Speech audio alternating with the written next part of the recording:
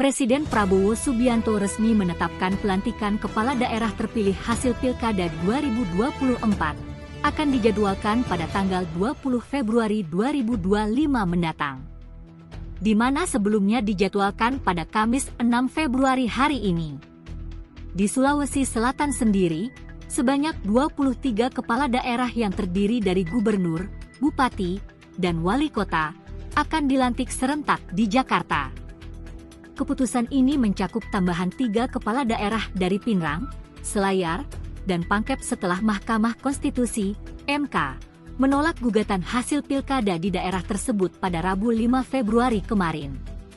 Sementara itu, 2 daerah lainnya, yakni Jeneponto dan Palopo, masih akan menjalani sidang pembuktian di MK pada 7 hingga 17 Februari 2025 sebelum keputusan akhir terkait pelantikan mereka ditetapkan.